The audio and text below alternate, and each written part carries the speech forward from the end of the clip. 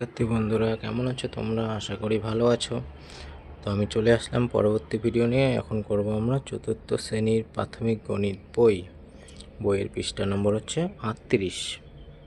আর চ্যাপ্টারের নাম হচ্ছে দেখি পারি কি না। তো এই অঙ্কগুলো আমাদেরকে করতে হবে এখন। হ্যাঁ, তো দেখি 1 নম্বরে কি দেওয়া আছে। 1 নম্বরে দেখো 4টা সংখ্যা দেওয়া আছে, সংখ্যাগুলোর যোগফল নির্ণয় করতে বলছে। তো করি আমরা। 8 একে 9, 9 6 15, 15 আর 9 24, 24 4, হাতে থাকলো 2, 3 3 6, 6 5 11, 11 6 17, হাতে 2 19, 19 9, হাতে থাকলো 1, 1 থেকে 2, 2 আর 9 11, 11 0 11 আর 2 13, 13 3, হাতে থাকলো 1, 1 থেকে 2, 2 2 4, 4 2 6, এখানে কিছু নাই, তাহলে 6। এবার 5, 5 আর 8 13, 13 আর 7 20, 20 শূন্য, হাতে 2, 4 আর হাতে 2 6। এবার এটা দেখি। 9 আর 1 10, 10 10 7 17, 17 আর 9 26, 26 6, হাতে 2, 9 হাতে 2 11, 11 12 13, 13 9 22, 22 2, হাতে 2, 9 2 11, 11 3 14, 14 15 16, 16 9 25, 25 5, হাতে 2, 8 2 10, 10 4 14, 14 4, হাতে 1, 6 1 7, 6 হাতে 1 7, 7 3 10, 10 3 13, 13 3, হাতে 1, 8 আর হাতে 1 9। এবার পরেরটা দেখি। 6 1 না, এটা বিয়োগ করতে বলছে। 6 থেকে 1 গেলে 5, 1 থেকে 0 গেলে 1, এটা 2, এটা উপরে 0, তাহলে উপরটাকে 10 ধরবো। 10 থেকে 2 গেলে 8, হাতে 1, 8 আর হাতে রেখে 9, 9 আছে উপরে 2, তাহলে বাদ দেওয়া যাচ্ছে না, তাহলে 2কে ধরবো 12, 12 থেকে 9 গেলে 3, হাতের 1, 9 হাতে থেকে 10, উপরে আছে 5, তাহলে উপরে কম, 5কে ধরবো 15, 15 থেকে 10 গেলে 5, হাতের 1, উপরে 8, নিচে কিছু নেই, শুধু হাতের 1 আছে, তা 8 থেকে 1 গেলে 7। এবার দেখি পরেরটা। উপরে 5, নিচে 4, 5 থেকে 4 গেলে 1, উপরে 0, নিচে 7, বাদ দেওয়া যাচ্ছে না, তাহলে 0কে দেবো 10, 10 থেকে 7 গেলে 3, হাতের 1, 2 হাত থেকে 3, উপরে আছে 1, 1কে ধরবো, তাহলে 11, 11 থেকে 3 গেলে 8, হাতের 1, 3 হাত থেকে 4, উপরে আছে 5, 5 থেকে 4 গেলে 1, এবার হাতে নেই, নিচে আছে 6, উপরে আছে 4, তাহলে উপরেরটার থেকে বাদ দেওয়া যাচ্ছে না, 4টাকে ধরবো 14, 14 থেকে 6 গেলে 8, হাতের 1, 9 থেকে হাতের 1 বাদ দিলে 8, তাহলে 8 8 1 8 3 1। ঠিক আছে। এবার দেখো পাশাপাশি যোগ দেওয়া আছে। তো এটা প্রথম এদিক থেকে আমরা এককের ঘর থেকে শুরু করব। তাহলে এককের ঘর এখানে আছে 6, এখানে আছে 2, এখানে আছে 1, এখানে আছে 4। তো প্রথমে এককের ঘরের সংখ্যাগুলো যোগ করবো আমরা, তাই না? তাহলে এখানে 6 2 8, 8 2 10, 10 4 14, 14 4, হাতের 1। এবার দশকের ঘরগুলো, হ্যাঁ, হাতেরটা মনে রাখবা। এখানে আছে 5, এখানে 0, এখানে 1, এখানে 0, তাহলে এগুলো যোগ করি। 1 0 আর 1 1, এখানে 0 1 1, 11 5 1 6, আর হাতে রেখে 7।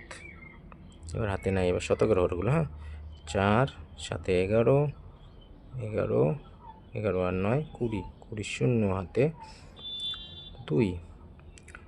এবার হাজারের ঘরগুলো, 2 আর হাতে রেখে 3, 3 7 10, 10 7 17, 17 1 18, 18 8, হাতে 1। এবার অজিতের ঘরগুলো, 0 আর হাতে রেখে 1, এখানে তো নাই, তাহলে এখানে আছে 5, তাহলে হাতে রেখে 6, 6 7 13, 13 3, হাতে 1। এবার লক্ষের ঘরগুলো, 5 আর হাতে রেখে 6, 6 3 9 হলো। এবার একটা বিয়োগ, এবার বিয়োগটা দেখো। প্রথমে এককের ঘরগুলো দেখো, এখানে আছে 4, এখানে আছে 0, তা 4 থেকে 0 বাদ দিলে 4ই থাকে। এবার দশকের ঘরগুলো, এখানে আছে 3, এখানে আছে 9, তাহলে 3 থেকে তো 9 বাদ দেওয়া যাচ্ছে না, তাহলে 3কে ধরবো 13, 13 থেকে 9 বাদ দিলে 4। এবার হাতের 1 আছে, 2-এর হাতের 1, এখানে আছে 3, শতকের ঘরে হলো 3, এখানে শতকের ঘরে দেখো 0, তাহলে 0কে আমরা ধরবো 10, 10-এর থেকে 3 গেলে 7, হাতের 1, 5 হাতের 1 6, হাজারের ঘরে হলো 6, এখানে হাজারের ঘরে 0, তো 0 থেকে তো 6 বাদ দেওয়া যাবে না, তাহলে 0কে দেবো 10, 10-এর থেকে এবার 6 বাদ দেবো, তাহলে হবে 4, হাতের 1, তাহলে অযুতের ঘরে আসলো হাতের 1, এখানে অযুতের ঘরে 6, এখানে তো নাই, তাহলে হাতের 1ই শুধু থাকবে, তাহলে 6-এর থেকে হাতের 1ই বাদ যাবে, তাহলে হবে 5, আর এটা তো নাই, তাহলে 7 7ই থাকবে। হলো। এবার 2 নম্বর অঙ্ক দেখি। এবারে দেখি 2 নম্বরে দেওয়া আছে মিনুর কাছে 15,570 টাকা আছে। মিনুর কাছে আছে 15,570 টাকা। তার বড় ভাই তাকে 2200 টাকা মানে 2,200 টাকা দিল। মিনু তার ছোটো বোনকে 1,685 টাকা দিলে এখন তার কাছে কত টাকা রইল? তাহলে এটা অঙ্কটাকে প্রথমে আমরা সাজিয়ে নিই। হ্যাঁ, তাহলে মিনুর কাছে ছিল 15,570 টাকা যোগ তার বড় ভাই তাকে দিল 2,200 টাকা।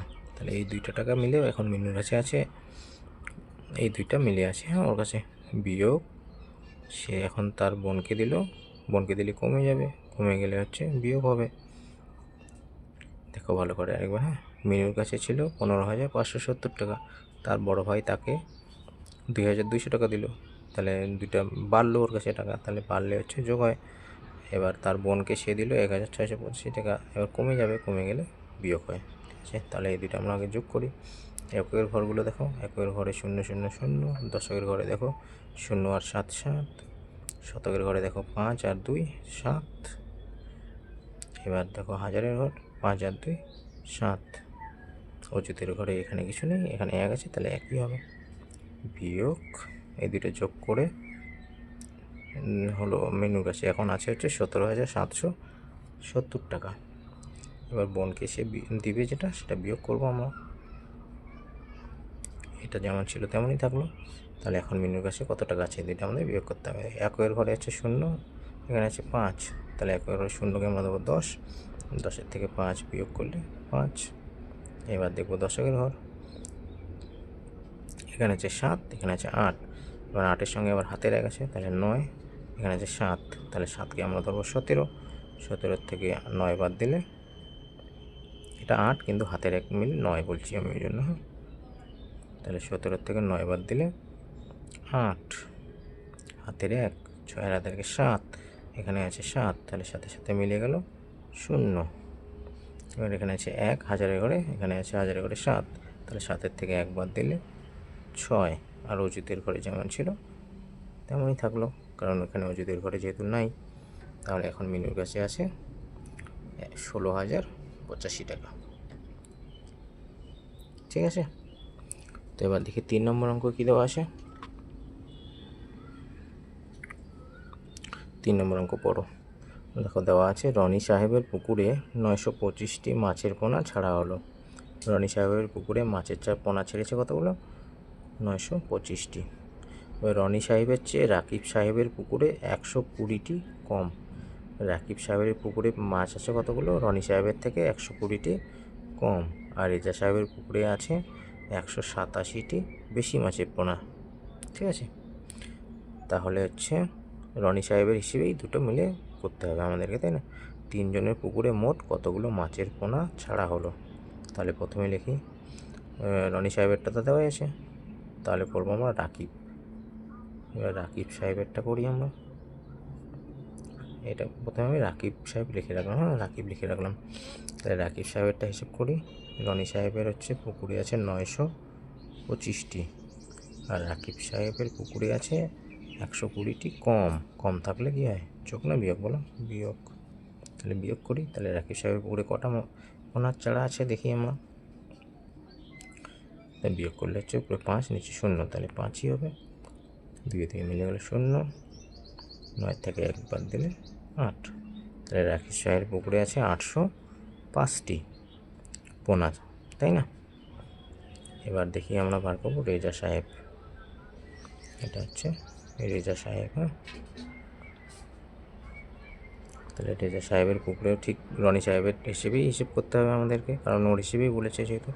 তাহলে রনি সাহেবের পুকুরে আছে 925টি, আর রেজা সাহেবের পুকুরে এর থেকে বেশি আছে 187টি। বেশি মানে যোগ। যোগ করি, দেখি রেজা সাহেবের পুকুরে কতগুলো পোনা আছে। 7 আর 5 12, 12 2 হাতে 1, 8 আর 2 10, আর হাতে রেখে 11, হাতে 1, 9 রেখে 10, আর হাতে রেখে 11। তাহলে রেজা সাহেবের পুকুরে পোনার চারা আছে 1112টি। 1112টি। তাহলে 3 জনের পুকুরে কতগুলো আছে? তাহলে প্রথমে রনি সাহেবেরটা দেখি।